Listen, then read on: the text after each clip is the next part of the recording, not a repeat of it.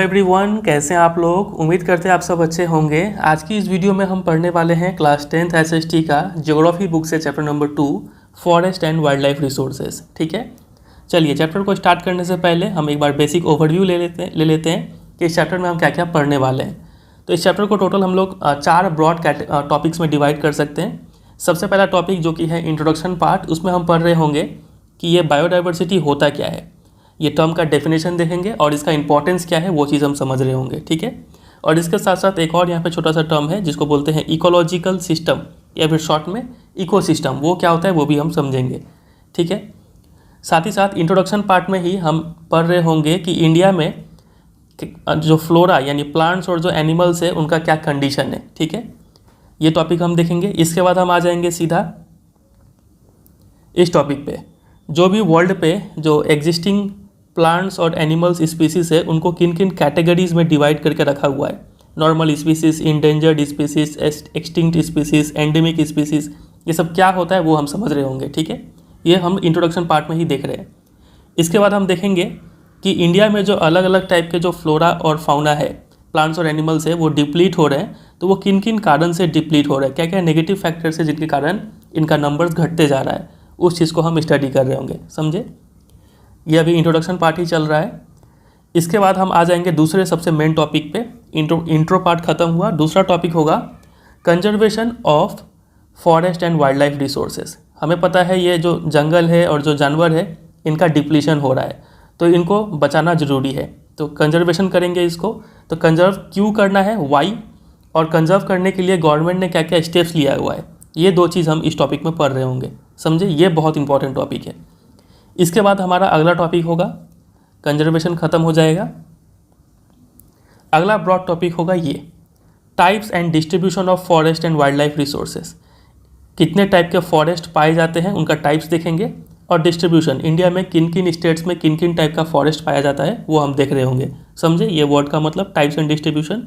चलिए, तो ये हो गया 3 टॉपिक अभी तक, इंट्रोडक्शन, फिर हमने देखा था conservation of forest and wild life, और तीसरा हो गया ये टाइप्स एंड डिस्ट्रीब्यूशन। चौथा हो जाएगा आपका ये last topic community and conservation. ठीक है, कम्युनिटी का क्या रोल है कंजर्वेशन करने में फॉरेस्ट एंड वाइल्ड लाइफ का, वो हम देख रहे होंगे इस लास्ट टॉपिक में। बस इसी के साथ ये पूरा चैप्टर जो है वो एंड हो जाएगा। समझे, और इस चैप्टर को पढ़ाते वक्त जो भी इंपॉर्टेंट क्वेश्चंस बन सकता है वो भी हम बीच बीच में डिस्कस करते हुए चलेंगे। ठीक है, तो वीडियो को पूरा एंड तक देखिएगा। ये हम ऐसा इसलिए बोल रहे हैं क्योंकि अगर आप इस वीडियो को पूरा एंड तक देख लेते हैं तो आपको इस चैप्टर के ऊपर और कोई वीडियो देखने का ज़रूरत नहीं पड़ेगा। समझे, चलिए तो इसी के साथ स्टार्ट करते हैं हम अब इस चैप्टर को।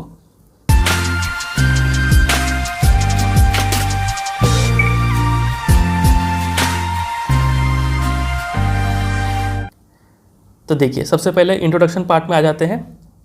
देखिए लिखा है कि हम जो ये प्लानेट है, कौन सा प्लानेट है, अर्थ, उसको हम लोग क्या कर रहे हैं, शेयर कर रहे हैं बाकी और millions of other living beings के साथ। आप ये मत सोचिएगा कि आप इस अर्थ पर रह के एहसान कर रहे हैं। ठीक है, हम जो है इस प्लानेट पर रह के क्या कर रहे हैं, शेयर कर रहे हैं बाकी अदर लिविंग बींग्स के साथ। जितना हक हमारा इस प्लानेट पे है उतना ही हक बाकी इन लिविंग बींग्स का भी है, भले ही वो माइक्रो ऑर्गेनिजम्स हो, बैक्टीरिया हो, लाइकन्स हो, बनियन ट्री, एलिफेंट, जो भी ऑर्गेनिज्म है इन सब का बराबर हक है इस प्लानेट पे। समझे, तो हम इस प्लानेट में क्या कर रहे हैं, मतलब रह रहे हैं, मतलब शेयर कर रहे हैं इन सब ऑर्गेनिजम्स के साथ। समझे, चलिए, तो ये जो अलग अलग टाइप के ऑर्गेनिजम्स है अर्थ पे, इन अलग अलग टाइप के ऑर्गेनिजम्स को ही क्या बोलते हैं, बायोडाइवर्सिटी बोलते हैं। बायोडाइवर्सिटी का डेफिनेशन यहाँ पे थोड़ा डिटेल में लिखा हुआ है, पहले इसको पढ़ते हैं। देखिए, बायोडाइवर्सिटी, इस वर्ड को अगर ब्रेक किया जाए तो इसका फुल फॉर्म होगा बायोलॉजिकल डाइवर्सिटी। ठीक है, ये होता है is immensely rich in wild life and cultivated species. जितने भी एनिमल्स है, अलग अलग टाइप के एनिमल्स, और जितने भी प्लांट्स है, अलग अलग टाइप के प्लांट्स, इन सब को क्या बोला जाता है, मिला के बायोडाइवर्सिटी बोलते हैं। डाइवर्स इन फॉर्म होते हैं, सबका स्ट्रक्चर अलग अलग होता है, सबका फंक्शन भी अलग अलग होता है, लेकिन ये सभी जो अलग अलग टाइप के ऑर्गेनिजम्स है ये सभी आपस में क्लोजली इंटीग्रेटेड है। ये इंटीग्रेटेड वर्ड को आप याद कर लीजिए, ये बहुत बार आपसे रिपीट होगा। इंटीग्रेटेड का मतलब होता है जुड़ा हुआ होना। ठीक है, तो सभी ऑर्गेनिजम्स आपस में जुड़े हुए हैं, एक सिस्टम बनाए हुए हैं, मतलब इकोसिस्टम बनाए हुए हैं through multiple network of interdependencies. एक ऑर्गेनिज्म जो है वो और भी बाकी दूसरे ऑर्गेनिज्म पे डिपेंडेंट है। ठीक है, तो ऐसे सिस्टम, मतलब ऐसे जो अलग अलग ऑर्गेनिजम्स पाए जाते हैं उन्हीं को क्या बोला जाता है, बायोडाइवर्सिटी। तो बायोडाइवर्सिटी का डेफिनेशन आप चाहे तो ये तैयार कर सकते हैं, नहीं तो इसका सिंप्लीफाइड फॉर्म आप ये भी तैयार कर सकते हैं। देखिए, इसको याद करना आपके लिए ईजी पड़ेगा। इसमें लिखा है कि it is the number and variety of organisms found within a specified geographic region. कितने टाइप के ऑर्गेनिजम्स और कितने वैरायटी के ऑर्गेनिजम्स किसी रीजन में पाए जाते हैं, उतने उसी वैरायटी को क्या बोला जाता है, बायोडाइवर्सिटी बोला जाता है। ठीक है, it refers to the varieties of plants, animals and micro organisms, the genes they contain and the ecosystem they form. कितने टाइप के प्लांट्स है, कितने टाइप के एनिमल्स है, कितने टाइप के माइक्रो ऑर्गेनिजम्स है, उनके अंदर जो जीन है, ठीक है, जो मतलब उनका डीएनए कैसा है, तो वो चीज़, फिर वो कैसा इकोसिस्टम फॉर्म करते हैं, ये इकोसिस्टम अभी समझेंगे। इन सब चीज़ों को मिला के क्या कहा जाता है, इनका वैरायटी को कहा जाता है बायोडाइवर्सिटी।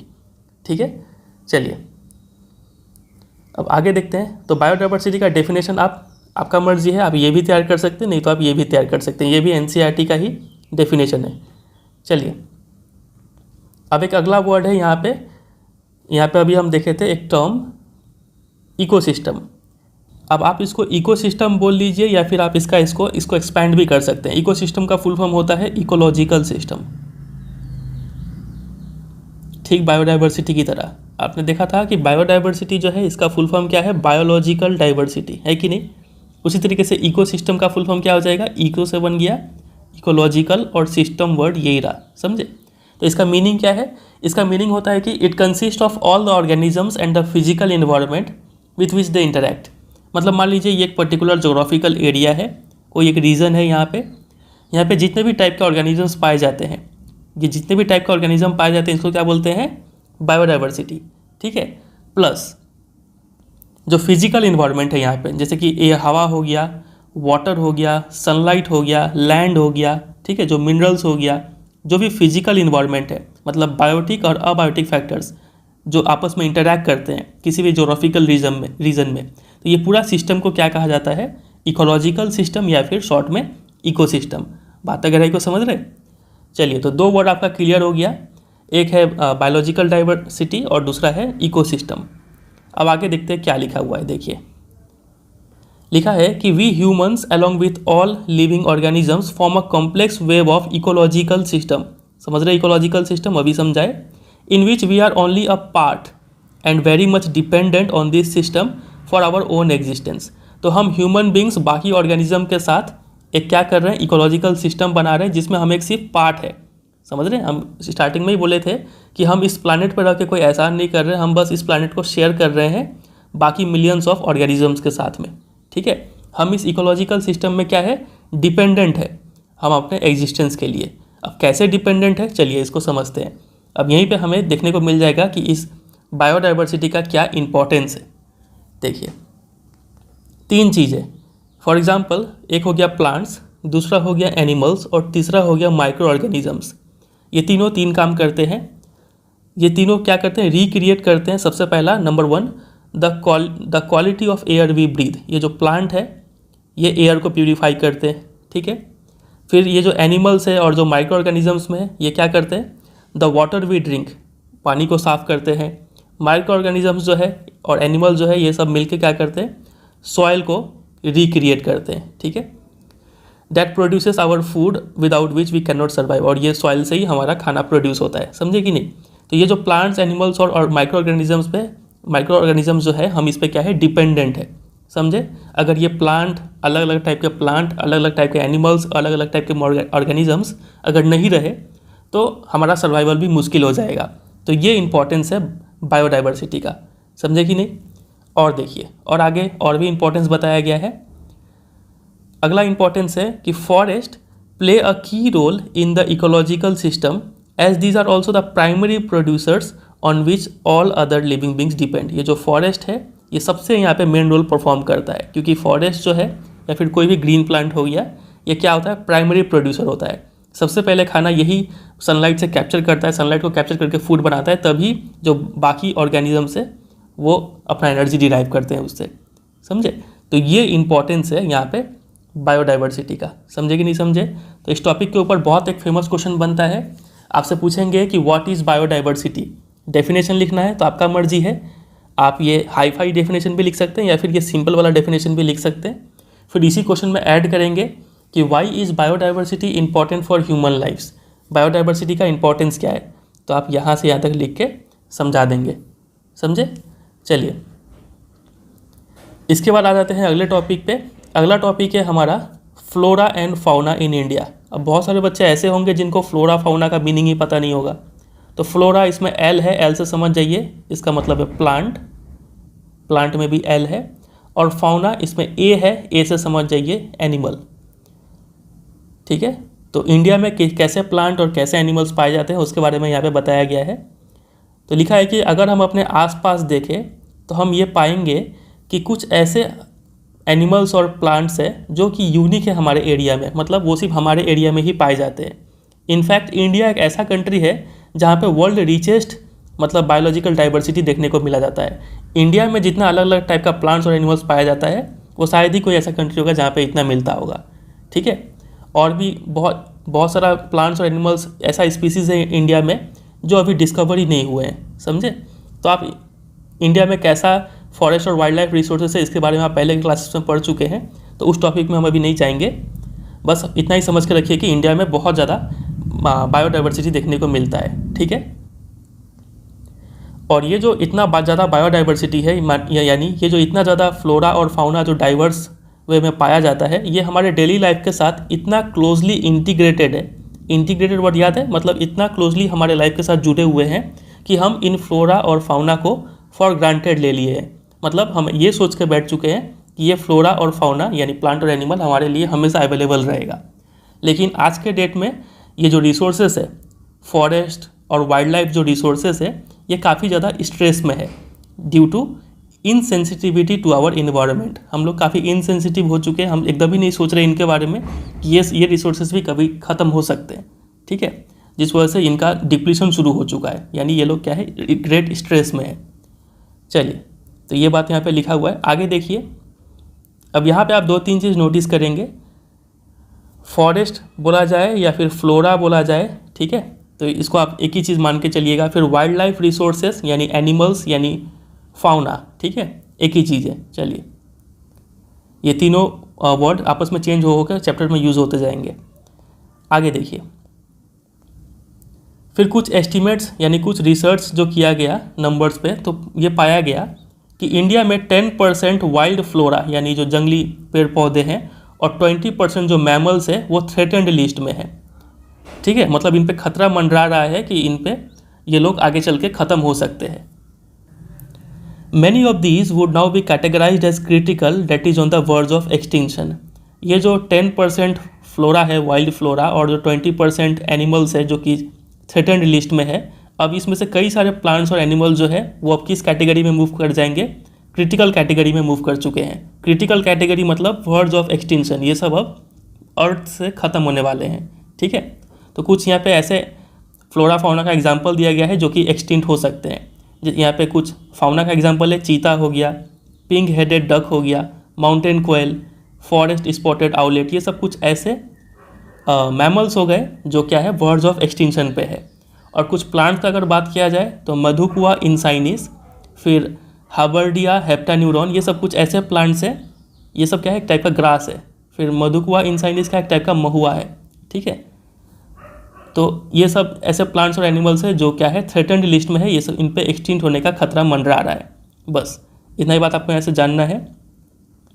और ये सब तो ऐसे प्लांट्स और एनिमल्स है जिनका नाम लिखा गया है जो काफ़ी विजिबल है, ठीक है। फिर ऐसे बहुत सारे छोटे छोटे प्लांट्स और एनिमल्स भी है जैसे कि इंसेक्ट हो गया, प्लांट्स हो गया, जो ऑलरेडी एक्सटिंक्ट हो चुके हैं जिनके बारे में हमें पता ही नहीं चला, ठीक है।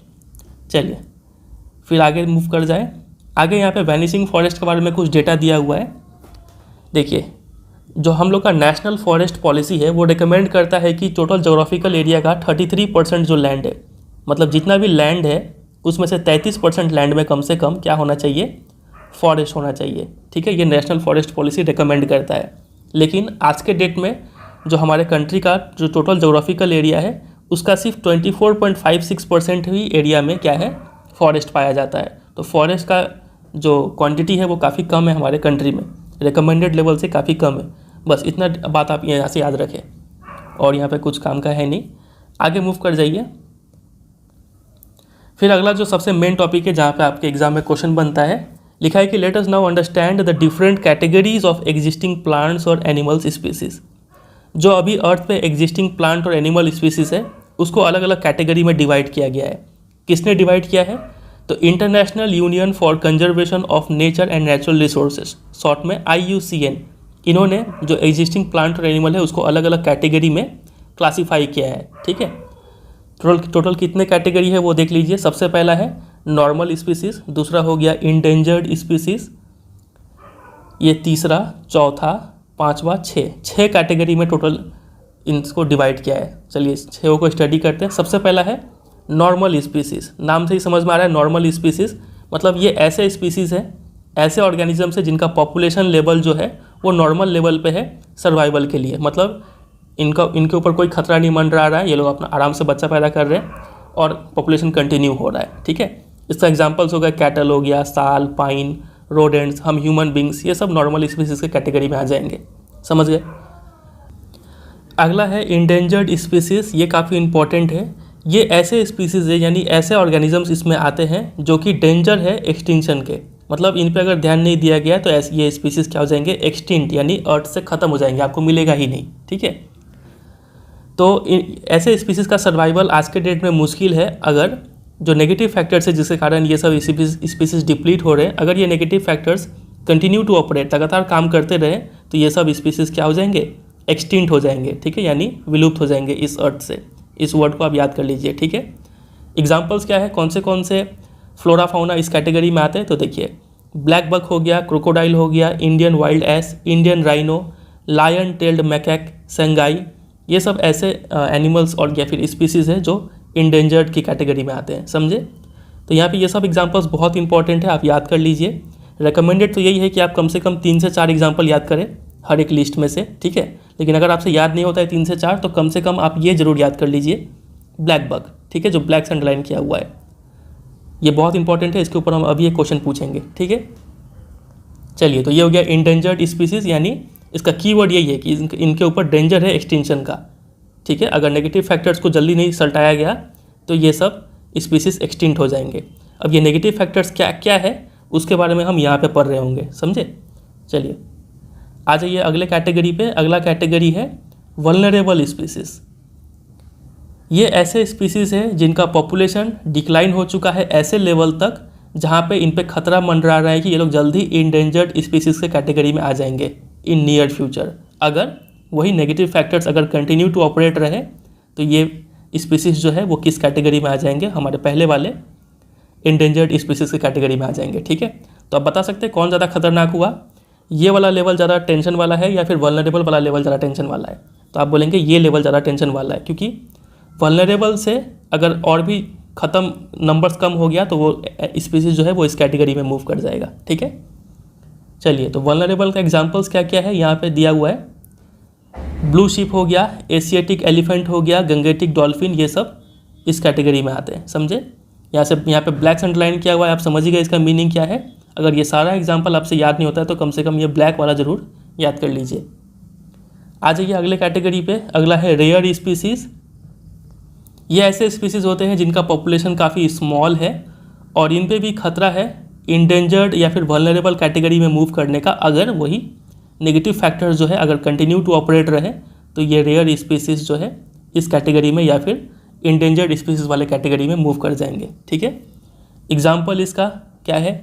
हिमालयन ब्राउन बियर हो गया, वाइल्ड एशियाटिक बफेलो हो गया, डेजर्ट फॉक्स एंड हॉर्नबिल, ये सब इसके एग्जाम्पल हो गए रेयर स्पीसीज़ के। यहाँ पे ब्लैक अंडरलाइन किया हुआ है, मतलब आपको ये नाम तो याद रखना ही है। चलिए अगला कैटेगरी है एंडेमिक स्पीसीज़। एंडेमिक वर्ड का मतलब होता है कि किसी एक स्पेसिफिक जोग्राफिक रीजन में। ठीक है, तो देखिए लिखा है कि ये ऐसे स्पीसीज़ होते हैं which are only found in some particular area, usually isolated by natural और जोग्राफिकल बैरियर। जोग्राफिकल बैरियर जैसे कि चारों तरफ से ओशन से घिरा हुआ है, एक ही एरिया में ये स्पीसीज़ पाए जाते हैं, तो ऐसे स्पीसीज़ को बोलते हैं एंडेमिक स्पीसीज़। या फिर चारों तरफ से पहाड़ से सराउंडेड है और यहाँ पे कुछ ऑर्गेनिजम्स पाए जा रहे हैं। ठीक है, ऐसे ऑर्गेनिजम्स को बोलेंगे एंडेमिक स्पीसीज़ जो इस पर्टिकुलर एरिया में पाए जाते हैं। ठीक है, इसके एग्जाम्पल हो गए, देखिए अंडमान टील, समझ ही गए, ये अंडमान आइलैंड में पाए जाएंगे। फिर निकोबार पीजन, ये निकोबार आइलैंड में पाए जाएंगे। फिर अंडमान वाइल्ड पिग, मिठुन इन अरुणाचल प्रदेश, ये सब एंडेमिक स्पीसीज है। तो इसका एग्जाम्पल तो याद करना ईजी है, एक अंडमान निकोबार के ऊपर नाम है, फिर अंडमान के ऊपर नाम है।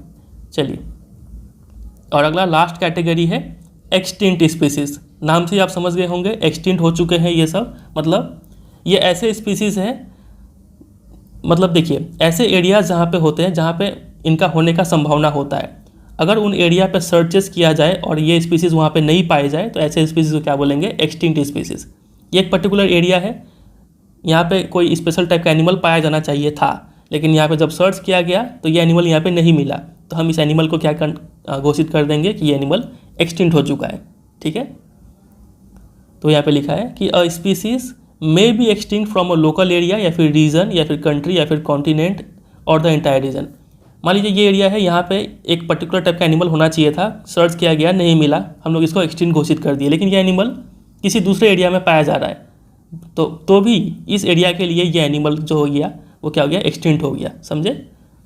इसका एग्जाम्पल यहाँ पे दिया हुआ है, एशियाटिक चीता हो गया, फिर पिंक हेड डक हो गया, ये सब एक्सटिंक्ट की कैटेगरी में आते हैं।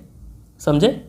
चलिए, तो ये 6 कैटेगरी आप अच्छे से तैयार कर लीजिए। इसके ऊपर एक बहुत फेमस क्वेश्चन बनता है, सबसे इम्पॉर्टेंट जो है वो ये है, एक हो गया इंडेंजर्ड स्पीसीज और दूसरा है ये वल्नरेबल वाला। ये दोनों बहुत इंपॉर्टेंट है, एग्जाम में कई बार इन दोनों के बीच में डिफरेंस पूछे जा चुके हैं। आपसे बोलेंगे कि distinguish between endangered species and vulnerable species of wild animals and give one example of each. Definition भी लिखना है, दोनों का एक एक एग्जाम्पल भी देना है, तो कर लेंगे। ये दोनों का डिफरेंस बहुत इंपॉर्टेंट है, आता है, तो इसको आप तैयार करेंगे। चलिए, अब हम बोले थे कि ये जो भी ब्लैक से अंडरलाइन किया हुआ है इसको आप याद रखिए, इसके ऊपर क्वेश्चन आपका दिया हुआ है एक्सरसाइज में।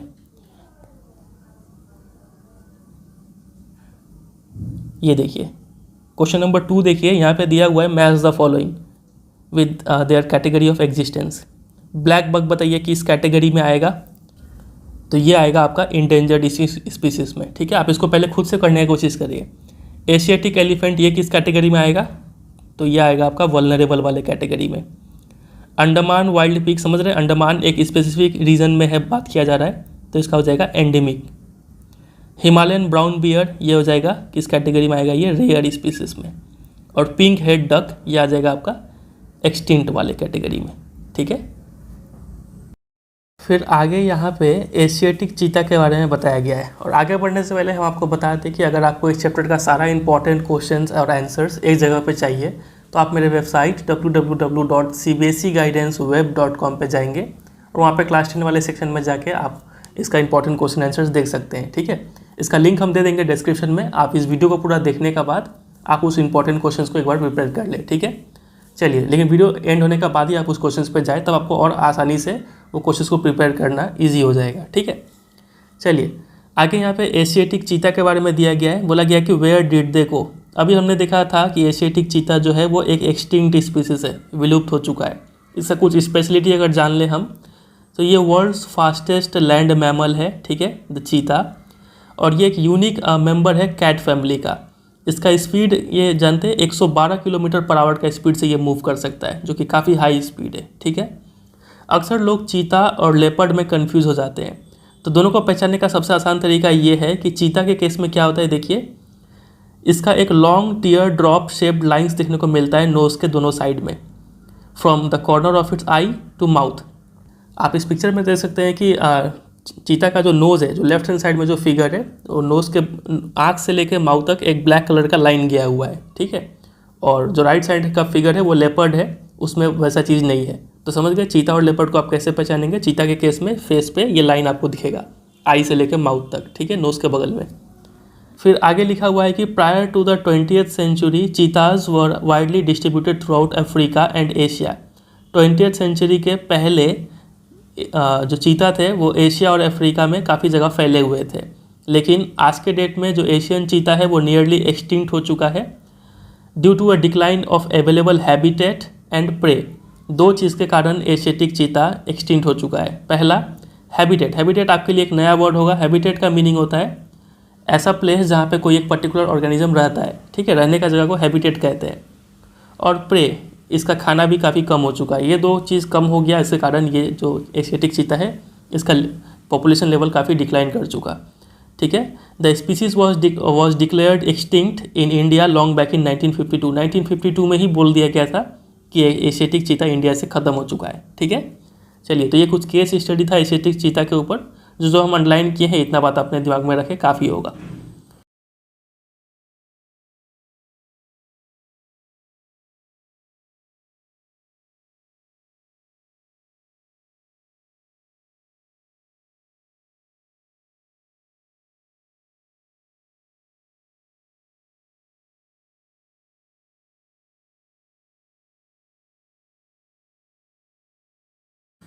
अब आ जाते हैं सबसे मेन टॉपिक पे। इसके ऊपर क्वेश्चन डायरेक्ट बनता है कि what are the negative factors that cause such fearful depletion of the flora and fauna. ये जो फ्लोरा और फाउना है, इनका लेवल काफ़ी डिप्लीट हो रहा है। तो क्या क्या नेगेटिव फैक्टर्स है, समझ रहे हैं ना। नेगेटिव फैक्टर्स, वही नेगेटिव फैक्टर्स जो कंटिन्यू टू ऑपरेट हम बार बार पढ़ रहे थे।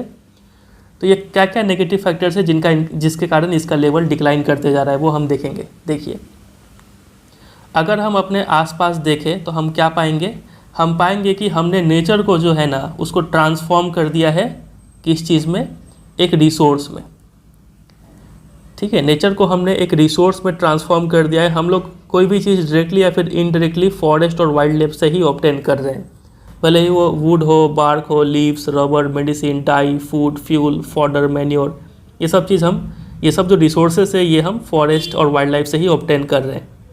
तो वो हम ही हैं जो क्या कर रहे हैं, हम अपने रिसोर्सेज को डिप्लीट कर रहे हैं, समझे कि नहीं।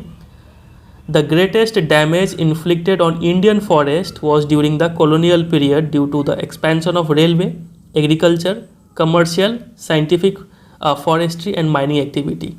अगर हम इंडियन फॉरेस्ट अगर बात करें तो इंडिया में सबसे ज़्यादा जो डैमेज है वो कब हुआ था, ब्रिटिश पीरियड के टाइम पे हुआ था। उस समय ब्रिटिशर्स लोग क्या कर रहे थे, रेलवे का एक्सपेंशन कर रहे थे, रेलवे का पटरी बिछा रहे थे, एग्रीकल्चर का एक्सपेंशन कर रहे थे, ज़्यादा से ज़्यादा ज़मीन को एग्रीकल्चर के अंडर ला रहे थे, कमर्शियल और साइंटिफिक फॉरेस्ट्री किया जा रहा था। कमर्शियल फॉरेस्ट्री मतलब एक जो प्रॉफिटेबल कमर्शियल क्रॉप है उसको ग्रो किया जा रहा था, ठीक है। माइनिंग एक्टिविटी किया जा रहा था। इन सब एक्टिविटीज़ के कारण, इन सब चीज़ों का एक्सपेंशन के कारण इंडियन फॉरेस्ट को काफ़ी ज़्यादा डैमेज पहुंचा, समझे। तो ये पहला नेगेटिव फैक्टर हो गया, ये सब चीज़, ठीक है। ये पहला नेगेटिव फैक्टर हो गया जिसके कारण इंडिया में बायोडाइवर्सिटी को काफ़ी हार्म पहुंचा है, ठीक है। फिर अगला है, देखिए, जब हम, अब ऐसा नहीं कि सारा दोष हम ब्रिटिश को ही दें। इंडिपेंडेंस मिलने का बाद भी ऐसा नहीं कि हम लोग सुधर गए। इंडिपेंडेंस मिलने का बाद भी agriculture expansion continues to be one of the major causes of depletion of forest resources। Independence का बाद भी एग्रीकल्चर एक्सपेंशन एक ऐसा फैक्टर है, एक ऐसा नेगेटिव फैक्टर है, ठीक है, जिसके कारण काफ़ी ज़्यादा फॉरेस्ट का डिप्लीशन हुआ है। 1951 से लेकर 1980 तक, इस 30 सालों के बीच में, according to a forest survey of India, लगभग इतना जो फॉरेस्ट एरिया था उसको कन्वर्ट कर दिया गया एग्रीकल्चरल लैंड में, ताकि हम लोग का फूड रिक्वायरमेंट मीट हो पाए, ठीक है। तो यहाँ पे फॉरेस्ट लॉस हुआ है। फिर इसके अलावा substantial part of tribal belts, खासकर से जो नॉर्थ ईस्टर्न और सेंट्रल इंडिया है, यहाँ पे डिफॉरेस्टेशन देखने को मिला है। काफ़ी ज़्यादा लैंड में डिफॉरेस्टेशन कर दिया गया है, या फिर उसको डिग्रेड कर दिया गया है शिफ्टिंग कल्टीवेशन के द्वारा। शिफ्टिंग कल्टीवेशन लगभग सभी बच्चे को पता होगा।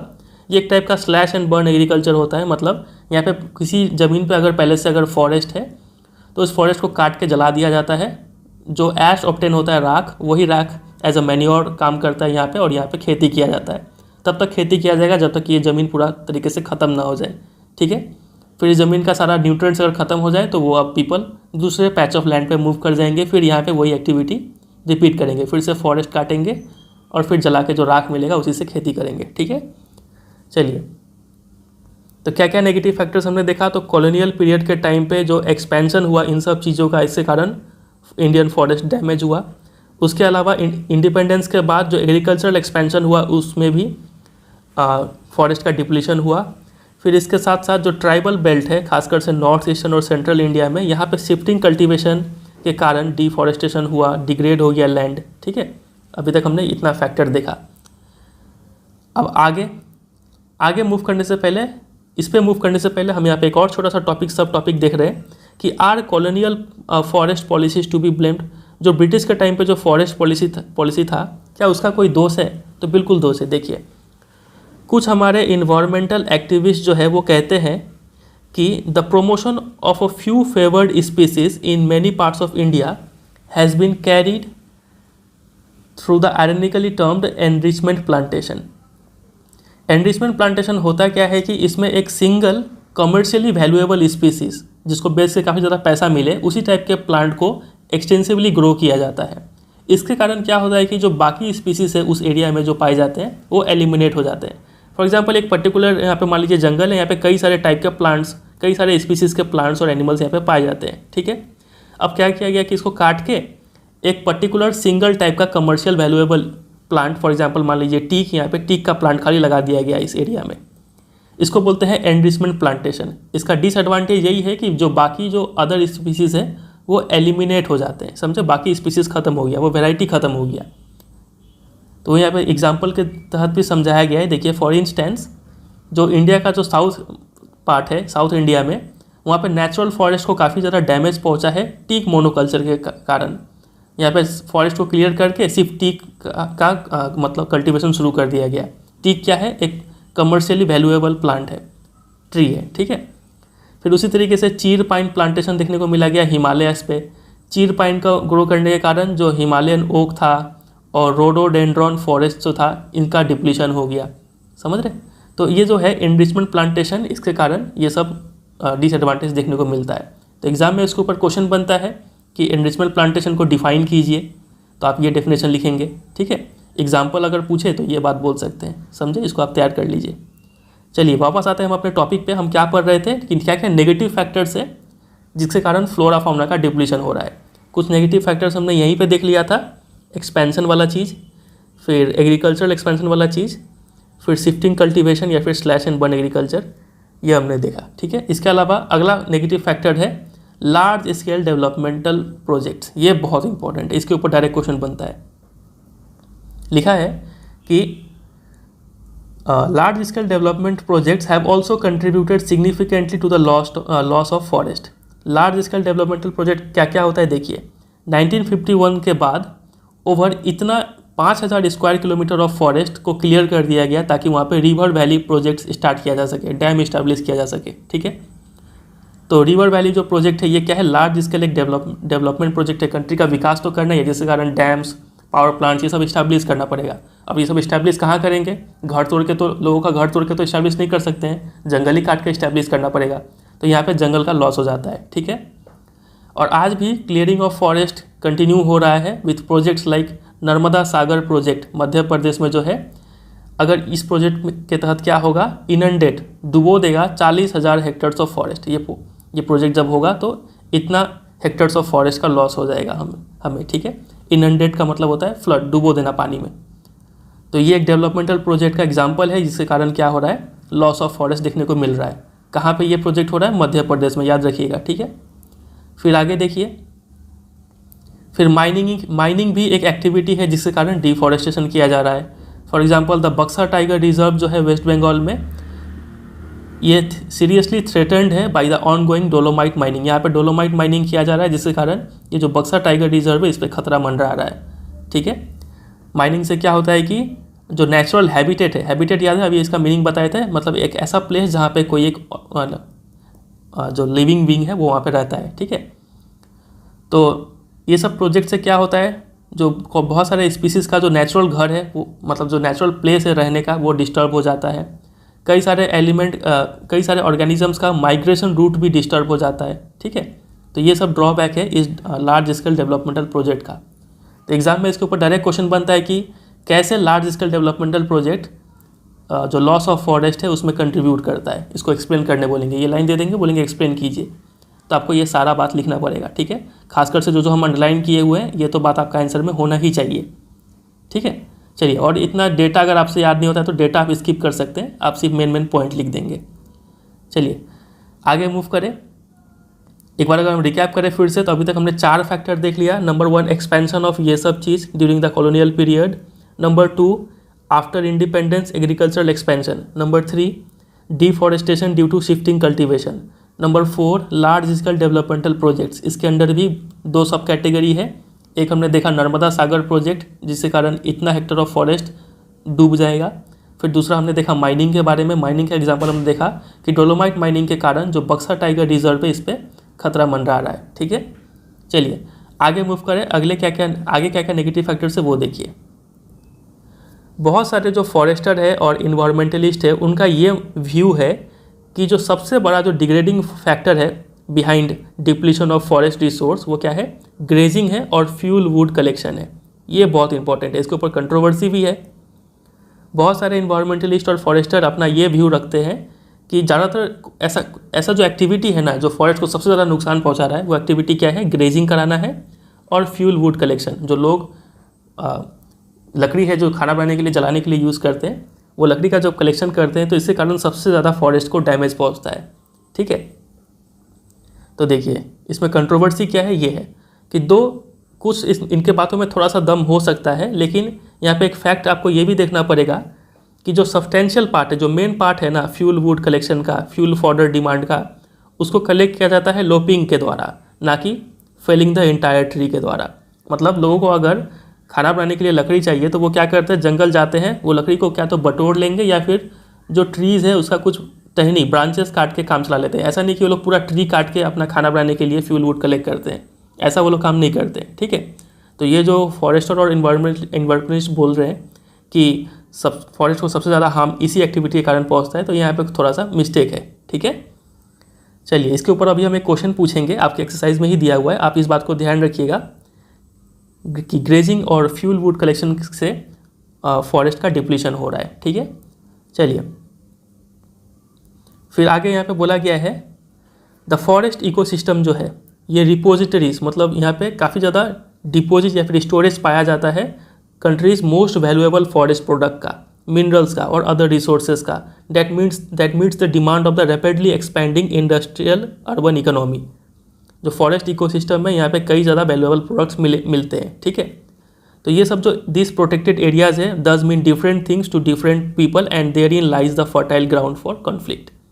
तो ये जो फॉरेस्ट है ये खजाना है, अलग अलग लोगों के लिए अलग अलग इंपॉर्टेंस रखता है और इसी के कारण लोगों में क्या होता है, कन्फ्लिक्ट पैदा होता है। समझे? चलिए, तो यहाँ पे आप एक पॉइंट ये भी आप यहाँ पे नोटिस कर सकते हैं कि हमने स्टार्टिंग में ही देखा था कि बायोडाइवर्सिटी का क्या इंपॉर्टेंस है। तो आप एक पॉइंट आप ये भी लिख सकते हैं कि फॉरेस्ट में कई सारा वैल्यूएबल प्रोडक्ट्स मिलता है जो कि इंडस्ट्रियल अर्बन इकोनॉमी को डेवलप करने के लिए ज़रूरी है, उनका डिमांड पूरा करता है। ठीक है, तो ये भी एक इंपॉर्टेंस आप लिख सकते हैं बायोडाइवर्सिटी का। फिर अगले नेगेटिव फैक्टर पे पहुंचने से पहले एक और यहाँ पे छोटा सा केस स्टडी दिया है हिमालयन ईव के बारे में। ये भी क्या है, खतरा में है। द हिमालयन ईव ये क्या है, एक मेडिसिनल प्लांट है जो कि पाया जाता है हिमाचल प्रदेश और अरुणाचल प्रदेश के वेरियस पार्ट्स में। इस ट्री से क्या ऑब्टेन किया जाता है, एक केमिकल कंपाउंड जिसको बोलते हैं टेक्सोल, इसको ऑब्टेन किया जाता है। ट्री का बार्क हो गया, निडल, ट्विग्स, रूट्स, इन सब जगह से ये केमिकल कंपाउंड निकलता है। ठीक है, इस टेक्सोल से हम क्या करते हैं, तो इससे हम कुछ टाइप का कैंसर को ट्रीट करने में ये काफ़ी हेल्पफुल है। ठीक है, ये biggest selling anti cancer drug है पूरे वर्ल्ड में। तो इसका काफ़ी ज़्यादा एक्सट्रैक्शन किया जाने लगा, इस प्लांट से टेक्सोल निकाला जाने लगा। ठीक है, जिसके कारण ये स्पीसीज़ जो है वो काफ़ी ज़्यादा थ्रेट में है ड्यू टू ओवर एक्सप्लॉयटेशन। हम क्या कर रहे हैं, यहाँ पे इसका ज़्यादा यूज़ कर ले रहे हैं, तो यहाँ पे ओवर एक्सप्लॉयटेशन कर रहे हैं। पिछले 10 सालों में थाउजेंड्स ऑफ यू ट्रीज सूख चुके हैं in various parts of Himachal Pradesh और अरुणाचल प्रदेश में। ठीक है, तो ये भी आप केस स्टडी ध्यान रखेंगे। आगे मूव कीजिए। अगला फैक्टर्स है हैबिटेट डिस्ट्रक्शन। जो प्लेस में एनिमल्स या फिर प्लांट्स ग्रो करते हैं वो प्लेस का डिस्ट्रक्शन कर देते हैं हम, हंटिंग करते हैं, पोचिंग करते हैं। ठीक है, फिर ओवर एक्सप्लॉयटेशन हो गया, फिर इन्वायरमेंटल पॉल्यूशन हो गया, पॉइजनिंग, फॉरेस्ट फायर, ये सब कुछ ऐसे फैक्टर्स हैं जिसके कारण इंडिया का जो बायोडाइवर्सिटी है वो काफ़ी डिक्लाइन कर चुका है। फिर और भी अदर इम्पॉर्टेंट कॉजेज़ है जिसके कारण इन्वायरमेंटल डिस्ट्रक्शन हो रहा है, जैसे कि अनइक्वल एक्सेस। ठीक है, इनइक्विटेबल कंजम्पशन ऑफ रिसोर्स, जो रिच है वो ज़्यादा रिसोर्स कंज्यूम कर रहे हैं। फिर differential sharing of responsibility for environmental wellbeing. ये फॉरेस्ट है, मान लीजिए यहाँ पे कुछ रिच लोग हैं, यहाँ पे काफ़ी ज़्यादा गरीब लोग हैं। ठीक है, ये लोग ज़्यादा रिसोर्स यूज़ कर रहे हैं मान लीजिए, और ये लोग काफ़ी कम रिसोर्स यूज़ कर रहे हैं, लेकिन जो फॉरेस्ट को बचाने का रिस्पॉन्सिबिलिटी है वो इन पे ज़्यादा पड़ रहा है, इन पे कम रिस्पॉन्सिबिलिटी पड़ रहा है। ऐसा कुछ कॉन्फ्लिक्ट यहाँ पे अराइज हो रहा है। ठीक है, फिर आगे देखिए, आगे लिखा है over exploitation in third world countries is often cited as the cause of environmental degradation. ये सबसे मेन फैक्टर है। ओवर पॉपुलेशन होना। थर्ड वर्ल्ड कंट्री जैसे कि इंडिया क्या है, थर्ड वर्ल्ड कंट्री है, यहाँ पे पॉपुलेशन बहुत ज़्यादा है, तो उसका डिमांड मीट करने के लिए हमें रिसोर्सेज का एक्सप्लॉयटेशन करना पड़ेगा। भले ही हम नहीं चाहते हो, लेकिन हमें खाना तो खाना पड़ेगा ना, जंगल को काट के एग्रीकल्चरल का एक्सपेंशन तो करना पड़ेगा ना। तो इसलिए यहाँ पे बायोडाइवर्सिटी का डिप्लीशन हो रहा है, ठीक है। फिर आगे देखिए, यहाँ पे एक फैक्ट बताया गया है कि एन एवरेज अमेरिकन जो है वो 40 गुना ज़्यादा रिसोर्सेज कंज्यूम करता है देन एन एवरेज सोमालियन। ये एक रिच है, ये काफ़ी पुअर है। तो देखिए, रिच लोग काफ़ी ज़्यादा रिसोर्सेज का यूटिलाइजेशन करते हैं। उसी तरीके से इंडिया की अगर बात करें तो इंडियन सोसाइटी में जो पैसे वाले 5% लोग हैं वो लोग ज़्यादा इकोलॉजिकल डैमेज करते हैं, क्योंकि ये लोग ज़्यादा रिसोर्सेज कंज्यूम करते हैं देन द पुअरेस्ट 25%, ठीक है। ये जो रिच लोग हैं यानी जो फार्मर लोग हैं, ये लोग मिनिमम रिस्पॉन्सिबिलिटी शेयर करते हैं फॉर इन्वायरमेंटल वेलबींग। अब सवाल यही खड़ा होता है हमारे सामने कि कौन जो है क्या कंज्यूम कर रहा है, कहाँ से कंज्यूम कर रहा है और कितना कंज्यूम कर रहा है, ठीक है। ये चीज़ हमें देखना पड़ेगा, तब उसके अकॉर्डिंग रिस्पॉन्सिबिलिटी फिक्स करना पड़ेगा कि आपका जिम्मेदारी है, आप कि किसका जिम्मेदारी है कि कौन फॉरेस्ट का ज़्यादा देखभाल करे, ठीक है। चलिए, तो ये सब हो गया कुछ नेगेटिव फैक्टर्स। आगे यहाँ पे एक टॉपिक दिया हुआ है, ये भी बहुत इंपॉर्टेंट टॉपिक है, इसके ऊपर डायरेक्ट क्वेश्चन बनता है। वो टॉपिक है कि destruction of forest and wild life is not just a biological issue, the biological loss is strongly correlated with the loss of cultural diversity. हम देख रहे हैं कि फॉरेस्ट, जंगल और जानवर दोनों का डिस्ट्रक्शन हो रहा है, तो ये सिर्फ एक बायोलॉजिकल इशू नहीं है, इसके साथ साथ हमें लॉस ऑफ कल्चरल डाइवर्सिटी, जो अलग अलग समुदाय के लोग हैं उनका भी काफ़ी ज़्यादा लॉस हो रहा है। अब कैसे लॉस हो रहा है वो देखते हैं हम। यहाँ पे देखिए, बोला गया है such losses have increasingly marginalised and impoverished many indigenous and other forest dependent communities. ये दो वर्ड अब बहुत इंपॉर्टेंट है। जब फॉरेस्ट और वाइल्ड लाइफ का लॉस होता है तो बहुत सारे जो पारंपरिक इंडिजिनस पुराने और जो फॉरेस्ट डिपेंडेंट कम्युनिटी है वो लोग क्या हो जाते हैं, मार्जिनलाइज हो जाते हैं। मार्जिनलाइज का मतलब होता है नो पावर या फिर वीक हो जाना, ठीक है। ये लोग काफ़ी कमज़ोर पड़ जाते हैं। और इम्पोवरिश्ड का मतलब होता है पुअर, गरीब हो जाते हैं, ठीक है। क्योंकि ये लोग ऐसे लोग हैं जो डायरेक्टली डिपेंडेंट रहते हैं फॉरेस्ट पे, फूड के लिए, ड्रिंक के लिए, मेडिसिन के लिए, कल्चर, स्पिरिचुअलिटी, काफ़ी चीज़ ये लोग फॉरेस्ट से डिराइव करते हैं। तो जब फॉरेस्ट का लॉस होगा तो ये लोग दो चीज़ हो जाते हैं, मार्जिनलाइज्ड और इम्पोवरिश्ड हो जाते हैं, समझे। ये दो वर्ड आप याद कर लेंगे। चलिए, इसके अलावा और देखिए, और गरीबों में सबसे ज़्यादा जो हार्म है वो वुमेन को पहुंचता है। Women are more affected than men. क्या होता है कि कई सारे ऐसे सोसाइटीज़ है जहाँ पे वुमेन को ज़्यादा, मतलब वुमेन का मेन रिस्पॉन्सिबिलिटी होता है फ्यूल कलेक्ट करने का, फॉडर कलेक्ट करने का, वाटर लाने का और अदर बेसिक सब्सिस्टेंस नीड्स, जो भी जिंदा रहने के लिए ज़रूरी है, उन सब ज़रूरत को पूरा करने का रिस्पॉन्सिबिलिटी किसका रहता है, वुमेन का रहता है कई सारे सोसाइटीज़ में, ठीक है। तो जैसे जैसे ये सब रिसोर्सेज ख़त्म होंगे वैसे वैसे वुमेन का जो ड्रेजरी है, ड्रेजरी का मतलब होता है हार्ड एंड बोरिंग वर्क, वो बढ़ जाता है, ठीक है। और कभी कभी तो उनको ज़्यादा वॉक करना पड़ जाता है। For example more than 10 kilometre walk करके जाते हैं ये लोग, ये सब रिसोर्सेज को कलेक्ट करने के लिए, फ्यूल, फॉडर, वाटर, ठीक है।